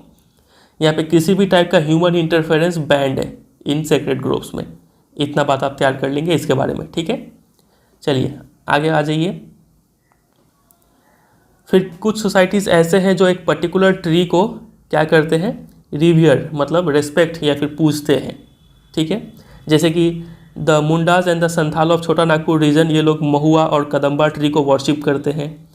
फिर the tribals of Odisha and Bihar worship tamarind and mango tree during wedding. ठीक है, तो ओडिशा और बिहार के लोग इमली का पेड़ हो गया या फिर मैंगो आम का पत्ता हो गया, इसको मतलब शुभ माना जाता है शादी या फिर कोई भी पूजा पाठ के दौरान। ठीक है, और हम में से कई सारे लोग पीपल ट्री हो गया, पीपल का पेड़, बनियान पेड़, ठीक है, इनको पूजते हैं, सेक्रेड कंसीडर करते हैं। ठीक है, शनि भगवान के लिए। चलिए फिर आगे लिखा है कि जो ये जो इंडियन सोसाइटी है ना, यहाँ पे कई सारे कल्चर्स देखने को मिलते हैं और सबका अपना अपना ट्रेडिशनल मेथड्स है नेचर को कंजर्व करने का और एनिमल्स को प्रोटेक्ट करने का। ठीक है, स्प्रिंग्स हो गया, माउंटेन पीक्स, प्लांट, एनिमल, इन सबको क्या किया जाता है, सेक्रेड क्वालिटी। ठीक है, किसी न किसी भगवान से रिलेट किया जाता है और इनको काफ़ी अच्छे से प्रोटेक्ट करके रखा जाता है। आप ये भी पाए होंगे कि कई सारे टेम्पल्स के आसपास जो मैकैक्स है, लंगूर है, बंदर है, ये सब वहाँ मंडराते रहते हैं, लेकिन लोग इन्हें कोई भी हार्म नहीं करते हैं। ठीक है, क्योंकि हम इन्हें सेक्रेड मानते हैं, पवित्र मानते हैं। ठीक है, चलिए तो इतना बात आप तैयार रखेंगे इस सेक्रेड ग्रोव्स टॉपिक से। इसके ऊपर क्वेश्चंस, पहला क्वेश्चन तो यही बन जाएगा कि आप सेक्रेड ग्रोव्स डिफाइन कीजिए, तो ये आप तैयार करेंगे। दूसरा क्वेश्चन इस तरीके से बनेगा, आपको ये लाइन देंगे यहाँ से, बहुत इंपॉर्टेंट, आपसे बोलेंगे कि nature worship and age old tribal belief has preserve several virgin forest in pristine form called sacred groves. Comment on the statement with the help of examples. आप इस पर कमेंट कीजिए एग्जाम्पल्स का यूज़ करके। ठीक है, तो ये सब बात आप पूरा यहाँ से यहाँ लिखते जाएंगे, सारा बात लिख देंगे। ठीक है, चलिए फिर आगे यहाँ पे अब बताया गया है कुछ मूवमेंट के बारे में, तो 2-3 मूवमेंट यहाँ पे पढ़ेंगे। सबसे पहला है चिपको मूवमेंट, जो कि हिमालयन रीजन का उत्तराखंड जो स्टेट है वहाँ पे ये स्टार्ट हुआ था। इसमें होता क्या था कि जब भी फॉरेस्ट ऑफिशियल ट्री को काटने आते थे तो ये लोग पेड़ को पकड़ के खड़े जाते थे, इसी को चिपको मूवमेंट कहा जाता है। यहाँ पे लोगों ने रेसिस्ट किया डिफॉरेस्टेशन के खिलाफ सेवरल एरियाज़ में, और साथ ही साथ एक और चीज़ यहाँ पे देखने को मिला, कम्युनिटी अफॉरेस्टेशन। जब सब लोग मिल के पेड़ लगाते हैं इसको बोला जाता है community afforestation with indigenous species. वहाँ पे जो स्पेशल टाइप के जो स्पीसीज़ है, जो खास एनिमल और प्लांट जो वहाँ पे ग्रो करते हैं, अगर वो ग्रो किया जाए और सभी लोग अगर मिल के पेड़ लगाए तो ये काफ़ी सक्सेसफुल कैंपेन हो सकता है। ठीक है, वो चीज़ यहाँ पे शो किया गया चिपको मूवमेंट में। ठीक है, फिर इसके अलावा और देखिए आगे क्या लिखा है, attempts to revive the traditional conservation methods और developing new methods of ecological farming are now wide spread. अब हम लोग क्या कर रहे हैं, रिवाइव कर रहे हैं कि पहले लोग कैसे रिसोर्सेज को प्रोटेक्ट करते थे, कैसे कंजर्व करते थे, और भी नया कौन सा तरीका निकाला जा सकता है जिससे कि हम लोग इकोलॉजिकल फार्मिंग कर सके। ठीक है, नेचर को ध्यान में रख के फार्मिंग कर सके, इस पे उसके ऊपर मतलब काम किया जा रहा है। ठीक है, फिर कुछ ग्रुप्स है, एक होता है फार्मर ग्रुप, एक होता है सिटीजन ग्रुप। फार्मर ग्रुप जैसे कि बीज बचाओ आंदोलन हो गया तेहरी में, ठीक है, और दूसरा है सिटीजन ग्रुप जैसे कि हो गया नवडन्या। ठीक है, यहाँ पे ये दिखाया गया है कि adequate level of diversified crop production, मतलब अलग अलग टाइप का क्रॉप ग्रो किया जा सकता है without the use of synthetic chemicals. ठीक है, ये पॉसिबल है और इकोनॉमिकली वायबल, मतलब इसमें बहुत ज़्यादा पैसा भी नहीं लगता है और इसको हम लोग बेच के ज़्यादा पैसा कमा भी सकते हैं। ठीक है, वो चीज़ यहाँ पे शो किया गया है, तो ये भी बात आप ध्यान रखेंगे। और ये भी यहाँ पे ध्यान रखें कि ये जो बीज बचाओ आंदोलन है तेहरी में, ये किस स्टेट में है, किस स्टेट में स्टार्ट किया गया था, तो उत्तराखंड में। ठीक है, चलिए आगे अब हम बात करेंगे एक अलग टॉपिक पे जो कि है joint forest management program, short में JFM प्रोग्राम के बारे में। इंडिया में ये प्रोग्राम एक बहुत ही अच्छा एग्जाम्पल है जिसमें ये दिखाया गया है कि जो लोकल कम्युनिटी है इसको हम लोग इन्वॉल्व करके जो डिग्रेडेड फॉरेस्ट है उसको मैनेज कर सकते हैं और उनको रिस्टोर कर सकते हैं। ठीक है, ये प्रोग्राम को फॉर्मली स्टार्ट किया गया था 1988 में, बहुत इंपॉर्टेंट आप तैयार करेंगे, किस स्टेट में, ओडिशा स्टेट में स्टार्ट किया गया था। ठीक है, the first resolution for joint forest management. ठीक है, the JFM depends on the formation of local या फिर village level institutions that undertake protection activity mostly on degraded forest land manage by the forest department. इसमें main मतलब इसका M क्या है, वो सब लैंड जो डिग्रेडेड फॉरेस्ट है, ठीक है, जिसको पहले फॉरेस्ट डिपार्टमेंट मैनेज कर रहा है, अब फॉरेस्ट डिपार्टमेंट के साथ साथ जो लोकल या फिर विलेज लेवल जो इंस्टीट्यूशन है वो भी प्रोटेक्शन एक्टिविटी में पार्ट लेंगे, ठीक है। ये इसका मेन एम है। नाम से ही समझ रहे हैं कि जॉइंट फॉरेस्ट मैनेजमेंट, जॉइंट जो गवर्नमेंट है, गवर्नमेंट की तरफ से फॉरेस्ट डिपार्टमेंट, और जो लोग हैं लोगों की तरफ से लोकल इंस्टीट्यूशन हो गए, जो लोग हो गए खुद, ये दोनों मिल के जॉइंटली फॉरेस्ट को मैनेज करेंगे, ठीक है। किस टाइप के फॉरेस्ट को, तो ये बात याद रखिएगा, डिग्रेडेड फॉरेस्ट को, ठीक है। इन रिटर्न इन लोगों को क्या मिलेगा, तो लोगों को देखिए, in return the members of this community are entitle to intermediary benefits like non timber forest produces. Non timber मतलब लकड़ी को छोड़ के बाकी जंगल से और भी कोई प्रोडक्ट मिलता है, फल हो गया, फूल हो गया, गम्स हो गया, नट्स हो गया, ये सब चीज़। और share in the timber harvest, और लकड़ी भी निकल रहा है, उसमें से कुछ शेयर इसको इन मेंबर्स को दिया जाएगा, ठीक है, बाय सक्सेसफुल प्रोटेक्शन। समझे कि नहीं? तो इसके ऊपर डायरेक्ट क्वेश्चन बनता है, आपसे एग्जाम में पूछेंगे कि how has JFM prove to be beneficial in Orissa. JFM कैसे यूज़फुल रहा है, तो ये सारा बात आपको लिख देना है। एक क्वेश्चन ये भी बनता है कि ये जो लोकल कम्युनिटी जो जॉइंट फॉरेस्ट मैनेजमेंट में पार्टिसिपेट करते हैं, इन लोकल कम्युनिटी को क्या बेनिफिट मिलता है, तो ये बात आपको अच्छे से प्रिपेयर करना है, ठीक है, कि इनको इंटरमीडिएरी बेनिफिट्स मिलता है, जैसे कि like non timber forest produce और शेयर इन टिम्बर हार्वेस्ट, ठीक है। चलिए तब लास्ट यहाँ पे कंक्लूजन दिया हुआ है, देखिए एक बार पढ़ते हैं, सुनिएगा ध्यान से। The clear lesson from the dynamics of both environmental destruction and reconstruction in India is that local community everywhere have to be involve in some kind of natural resource management. जो क्लियर लेसन जो हमें यहाँ पे सीखने को मिल रहा है, अभी जो हमने ये पूरा चैप्टर पढ़ा, वो यही लेसन मिला कि हमें क्या करना पड़ेगा, अगर हमें नेचुरल रिसोर्स को मैनेज अगर करना है तो वहाँ पे लोकल कम्युनिटी को इन्वॉल्व करना पड़ेगा, ठीक है। जब तक लोग इन्वॉल्व नहीं होंगे, सिर्फ गवर्नमेंट के भरोसे बैठा रहेंगे, तब तक कुछ भी नहीं होगा, ठीक है। But there is still a long way to go before local community are at the centre stage decision making. लेकिन आज भी भले ही लोकल कम्युनिटी कितना भी मतलब काम करे, लेकिन जो डिसीजन मेकिंग है उसमें अभी भी लोकल कम्युनिटी बहुत पीछे रह गए हैं, ठीक है। डिसीजन मेकिंग के टाइम पे मतलब इस केस में लोकल कम्युनिटी को और भी मतलब रोल प्ले करना है, ये चीज़ यहाँ पे बताया गया है, ठीक है। चलिए इसी के साथ ये चैप्टर एंड हो जाता है। देखिए यहाँ पे एक्सरसाइज में क्या क्या क्वेश्चन है। ये जो MCQ है ये तो हम कर ही लिए थे पहले। ये क्वेश्चन देखिए, which of the following conservation strategies do not directly involve community participation. किसमें कम्युनिटी पार्टिसिपेशन मतलब लोग पार्टिसिपेट नहीं करते हैं। JFM में पार्टिसिपेट करते हैं, बीज बचाओ आंदोलन इसमें भी पार्टिसिपेट करते हैं, चिपको मूवमेंट में भी लोग पार्टिसिपेट किए थे। Demarcation of wild life century नहीं, ये तो डायरेक्ट गवर्नमेंट ही करती है, इसमें कम्युनिटी पार्टिसिपेशन नहीं होता है। Option number D right answer होगा। क्वेश्चन नंबर 2 पहले ही कर चुके हैं। क्वेश्चन नंबर 3 देखिए, मैच द फॉलोइंग है, यहाँ पे टाइप्स ऑफ फॉरेस्ट दिया गया है। रिजर्व फॉरेस्ट क्या होता है, तो देखिए other forest and waste land, इतना पढ़ते ही समझ गए, यह होगा अनक्लास फॉरेस्ट का। Forest are regarded as most valuable as far as conservation concern है, तो मोस्ट वैल्यूएबल रिजर्व फॉरेस्ट होता है। और forest land are protected from any other depletion, protected word से ही समझ में आ रहा है, प्रोटेक्टेड फॉरेस्ट है ये, समझे। और बाकी ये सब जो लॉन्ग क्वेश्चन है ये सब ऑलरेडी डिस्कस हो चुका है। चलिए, और जो भी हम क्वेश्चंस इस चैप्टर को पढ़ाते वक्त बोले हैं उस क्वेश्चंस को आप प्रिपेयर कर लेंगे, एक कॉपी में लिख लेंगे। और अगर आपको सभी इंपॉर्टेंट क्वेश्चन एक जगह पे चाहिए तो आप मेरे वेबसाइट www.cbseguidanceweb.com पे जाके देख सकते हैं। हम क्वेश्चन आंसर्स का लिंक डिस्क्रिप्शन में दे देंगे, आप उसको जाके प्रिपेयर कर लीजिएगा, ठीक है। तो बस इतना ही है ये चैप्टर।